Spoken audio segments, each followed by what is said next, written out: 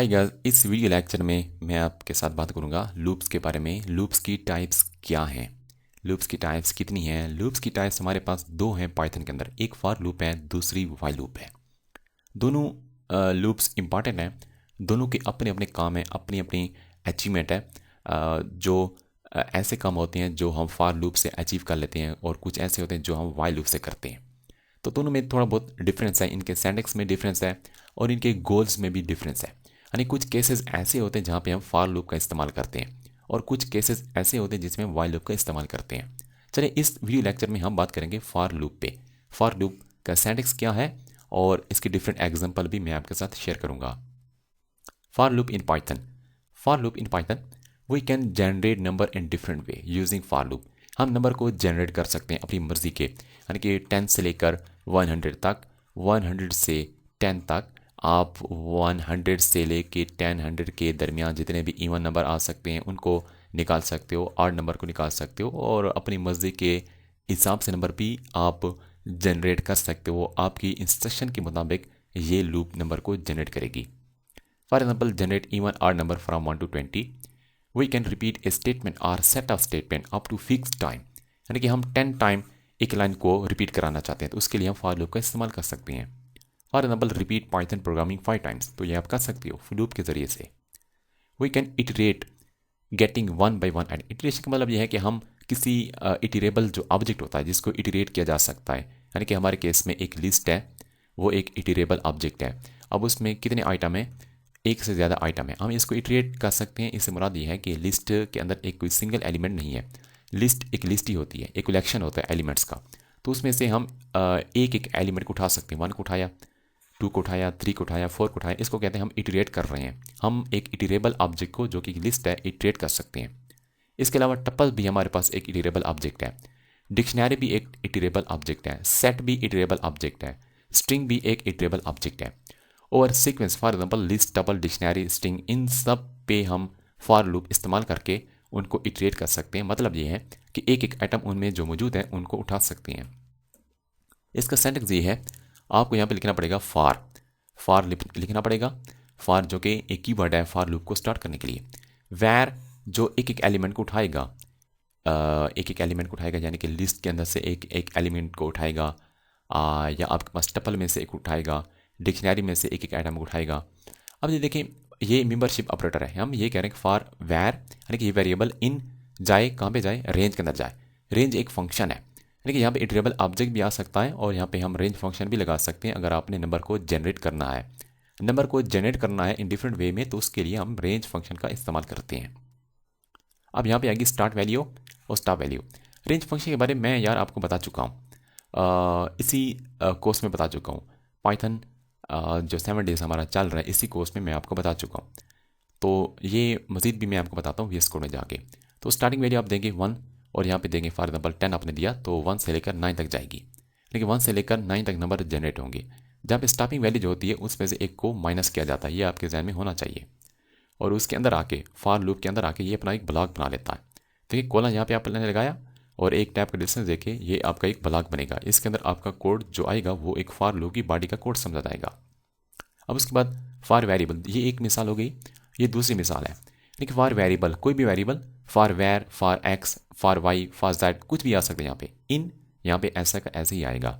Sequence, यहाँ पे कोई भी सीक्वेंस आ सकता है, लिस्ट, टपल, डिक्शनरी, एसेट्रा, कोई स्ट्रिंग भी आ सकती है यहाँ पे। उसमें से भी एक एक आइटम को आप उठा सकते हो, फिर उसको प्रिंट करो उस वेरिएबल को, तो सारे के सारे वो आइटम लिस्ट के अंदर जो मौजूद हैं या टपल के अंदर जो मौजूद हैं वो सारे के सारे यहाँ पे शो हो जाएंगे। अब इसकी एक मिसाल, अब मिसाल ये है for x in range up 20। अब रेंज के अंदर क्या आ सकता है, रेंज के अंदर एक स्टार्टिंग नंबर आ सकता है, स्टॉप नंबर आ सकता है और स्टेप आ सकता है। अब ये ऑप्शनल होते हैं दोनों, यानी कि स्टार्ट अगर आपने नहीं दिया तो वो 0 समझा जाएगा। स्टॉपिंग नंबर, ये जो स्टेप नंबर होता है नहीं दिया तो वो 1 समझा जाएगा।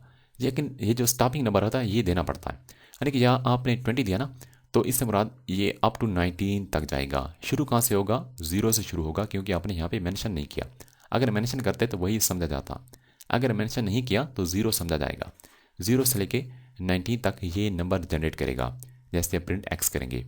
अच्छा, दूसरा हमारे पास है 10 से लेके 19 तक जाएगा, यहाँ पे आप मेंशन कर दिया है 10 से लेकर 19 तक नंबर जनरेट होंगे। अब उसके बाद हमारे पास एक लिस्ट है, एक इस लिस्ट को मैं इटरेट करना चाहता हूँ। अब फॉर आई इन लिस्ट, यानी कि यार ये जो वेरिएबल बनाया ये वेरिएबल चला जाए इस लिस्ट के अंदर और एक एक आइटम को उठाए और उसको शो करे। तो ये हमारे पास कुछ एग्जांपल्स थी। इनके अलावा मज़ीद भी यार एग्जांपल्स हैं, मैं आपके साथ शेयर करता हूँ जब वी एस कोड को मैं ओपन करता हूँ। वी एस कोड में आके फर्स्ट ऑफ ऑल मुझे क्या करना पड़ेगा, फर्स्ट ऑफ ऑल मुझे एक फ़ोल्डर बनाना पड़ेगा डे 6 के नाम का। डे 6 के नाम का एक फ़ोल्डर बना लेता हूँ और इसके अंदर एक फ़ाइल बनाता हूँ। फाइल का नाम मेरे पास होगा फॉर लूप। और यहाँ पे जनाब मैंने क्या करना पड़ेगा, एक लिस्ट बना लेता हूँ। लिस्ट के अंदर मैं कुछ एलिमेंट डालना चाहता हूँ। एक स्ट्रिंग लिस्ट बना रहा हूँ पिंक, और आपके पास यहाँ पे हो जाएगा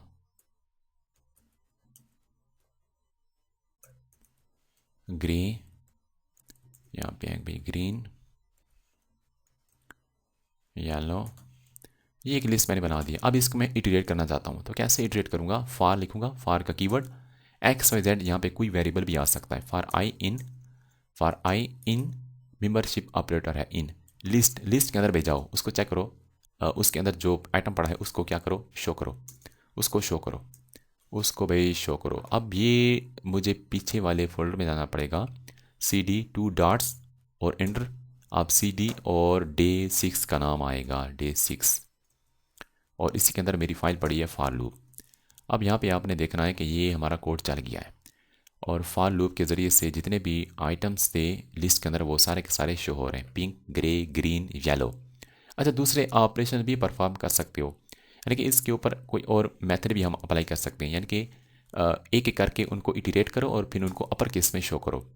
और दूसरा आप ऐसा भी कर सकते हो, यानी कि यहाँ पे है पिंक अपर केस में है, तो आप इन सब को लोअर केस में भी चेंज कर सकते हो, यानी कि बाकी तो सारे के लोअर केस में है ना ऑलरेडी, तो पिंक को भी ये इसने क्या कर दिया, लोअर केस में शो कराया। यानी कि एक एक आइटम को उठाने के बाद उसको पकड़ के, एक एक आइटम को पकड़ के उनके ऊपर कोई ऑपरेशन भी परफॉर्म किया जा सकता है। तो ये हमारे पास है एक स्ट्रिंग बेस की एग्जांपल। दूसरी मैं देता हूँ नंबर बेस की एग्जांपल दे देता हूँ, और इसको मैं करता हूँ for I in num, iterate करो, एक एक आइटम उठाओ और उनमें जो भी नंबर है उसके साथ क्या करो, जो भी नंबर है उसके साथ भाई क्या करो, एक जमा करो, फिर क्या करो, उनको शो करो। अभी देखें 1 है, पहले 1 आना चाहिए था ना, 1 के साथ एक ऐड हो गया 2 हो गया, 2 के साथ एक ऐड हुआ 3 हो गया, 4 के साथ एक ऐड हुआ, ये 3 के साथ एक ऐड हुआ 4 हुआ, और 4 के साथ जब ऐड हुआ तो 5 हुआ, और 5 के साथ जब ऐड हुआ तो 6 हुआ। यानी कि यहाँ इससे मुराद ये है कि एक एक आइटम को हम उठा रहे हैं, यानी कि फॉर एग्जांपल एक नंबर को उठाया, पहले नंबर को उठाया और उसमें एक जमा किया फिर शो किया, फिर दूसरे नंबर को उठाया उसमें एक जमा किया फिर शो किया, यानी कि एक एक आइटम को पकड़ के उस पे ऊपर कोई एक्शन भी परफॉर्म किया जा सकता है।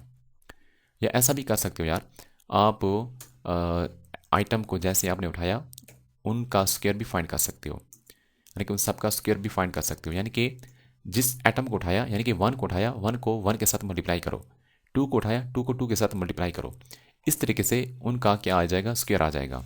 अभी आपने देखना है, यानी कि 1 का स्क्वायर 1, 2 का स्क्वायर 4, और यहाँ पे एक और काम भी कर सकते हो, स्क्वायर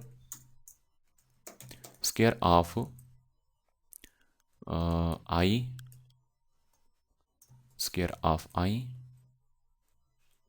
इज, ऐसा भी कर सकते हो यार, तो वो नंबर भी शो होगा साथ में। तो आप देखें square of 1 is 1, square of 2 is 4, तो इस तरीके से आप शो भी करा सकते हो डेटा को। चलिए अब मज़ीद हमने क्या करना है, यार, मज़ीद हमने नंबर को जनरेट करना है फॉर आई इन रेंज। अब मैं कहता हूँ 0 से लेके 10 तक जाना चाहिए, तो ये आखिरी जो नंबर होता है स्टार्टिंग नंबर, इसमें से एक माइनस किया जाता है। अब मैंने क्या करना है, अब इसको एग्जीक्यूट करना है, तो ये देखें 9 तक जा रहा है, तो 10 तक जाने के लिए आपको 11 लिखना पड़ेगा यहाँ पे। अब आप कहते हैं कि एक 2 नंबर का डिफरेंस भी होना चाहिए, तो 2 आप यहाँ पे लिख दें, बाय डिफ़ॉल्ट ये 1 होता है। देखें 0 है, 2 है, 4 है, 6 है, तो इस तरीके से ये फॉर लूप पे काम किया जा सकता है। अब यहाँ पे तो मैंने दिया ना लिस्ट बनाई है, तो आप कोई और इटरेबल ऑब्जेक्ट बना सकते हो, यानी कि टपल है तो टपल को भी आप इटरेट कर सकते हो। और यहाँ पे लिखें फॉर एक्स, चलें आप एक्स लिख लेता हूँ टपल, और उसके बाद प्रिंट करें आई एक्स को। सिर्फ प्रिंट नहीं, जिस तरह मैंने आपको बताया कोई और एक्शन भी परफॉर्म किए जा सकते हैं, सेट भी कर सकते हो। यार देखिए, मैंने आपको बताया था डिक्शनरी के बारे में बताया था कि डिक्शनरी को आप इटरेट कर सकते हो। यहाँ पे था, ये मेरे पास डे 4 था आई थिंक, डिक्शनरी डे 3 था यार, ये डिक्शनरी मेथड्स या डिक्शनरी था, माइटिक था। अब यहाँ पे देखिए, ये मैंने लूप यूज़ की थी ना, फॉर लूप यूज़ की थी।